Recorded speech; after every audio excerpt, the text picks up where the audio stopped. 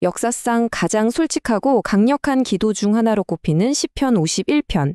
오늘은 바로 이 고대의 글이 어떻게 수천 년이 지난 지금까지도 상처받은 마음을 위로하고 또 새로운 시작을 위한 길잡이가 되어 왔는지 그 깊은 지혜를 함께 들여다보려고 합니다. 살면서 누구나 한 번쯤은 이런 질문을 던지게 되죠. 정말 큰 실수를 저질렀을 때, 이건 정말 돌이킬 수 없겠다 싶은 잘못을 했을 때, 대체 어디서부터 어떻게 다시 시작해야 할지 정말 막막해지잖아요. 그런데 바로 이 질문에 대한 아주 깊은 통찰을 담고 있는 고대의 글이 있습니다. 바로 다윗 왕이 쓴 것으로 알려진 시편 51편인데요.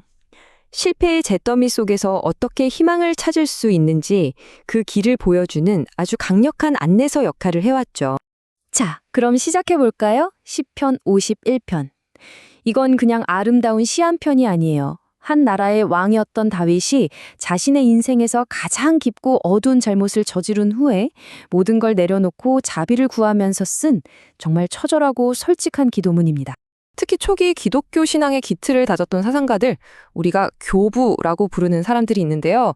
이분들은 이 시편에서 인간이 얼마나 연약한 존재인지, 그리고 신의 자비는 또 얼마나 큰지 그 본질을 발견했어요. 오늘 우리는 바로 그들의 깊이 있는 해석을 통해서 시편 51편이 왜 오늘날까지도 이렇게 큰 힘을 갖는지 한번 살펴보려고 합니다. 어떤 문제든 해결책을 찾으려면 일단 문제의 본질부터 알아야겠죠? 교부들은 우리가 흔히 죄라고 부르는 걸 과연 어떻게 이해했을까요? 그냥 잘못된 행동 한두 가지? 그런 걸 의미했을까요? 바로 여기서 교부들의 통찰이 빛을 발합니다. 그들은 죄를 그냥 일회성 사건으로 보지 않았어요. 그게 아니라 인간의 근본적인 상태라고 봤죠. 예를 들어 아우구스티누스 같은 사상가는 죄라는 게 우리가 태어날 때부터 가지고 있는 어떤 경향성, 그러니까 자꾸만 하나님으로부터 멀어지려는 마음의 성향이라고 해석했습니다. 문제가 우리 마음 아주 깊은 곳에 자리 잡고 있다는 거죠. 바로 이 구절이 교부들의 생각을 딱 뒷받침해 줬습니다.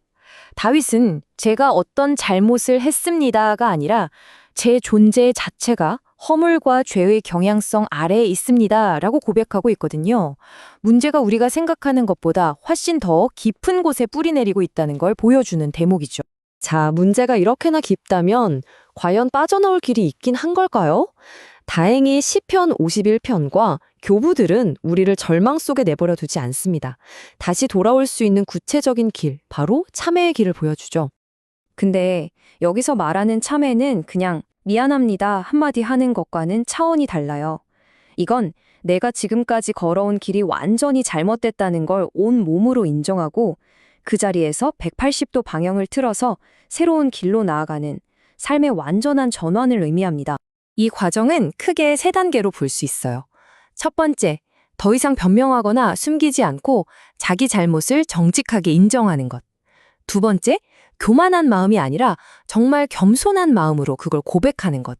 그리고 마지막으로, 이게 제일 중요한데, 과거의 잘못된 행동과 생각으로부터 완전히 돌아서는 겁니다.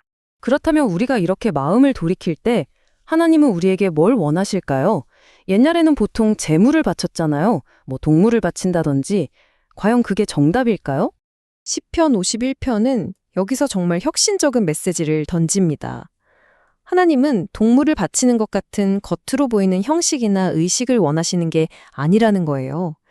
그 대신 하나님이 진짜로 원하시는 건 바로 우리의 내면, 즉 상하고 뉘우치는 우리의 마음 그 자체라는 거죠.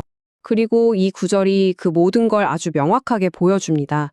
우리의 깨지고 상한 마음, 자신의 잘못을 진심으로 아파하는 바로 그 마음이야말로 하나님이 가장 귀하게 여기시는 재물이라는 것. 그 어떤 비싼 재물보다도 진실한 마음의 고백을 훨씬 더 가치 있게 보신다는 뜻입니다.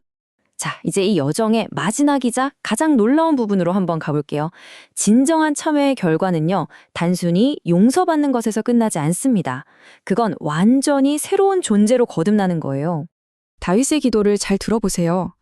제 마음을 깨끗하게 닦아주세요가 아니라 깨끗한 마음을 창조해주세요 라고 기도하죠. 교부들은 바로 이 창조라는 단어에 주목했습니다. 여기서 말하는 깨끗한 마음은 더러워진 걸 수리하거나 닦아내는 그런 개념이 아니에요. 이건 아예 없었던 걸 새롭게 만들어내는 그야말로 신적인 창조 행위입니다.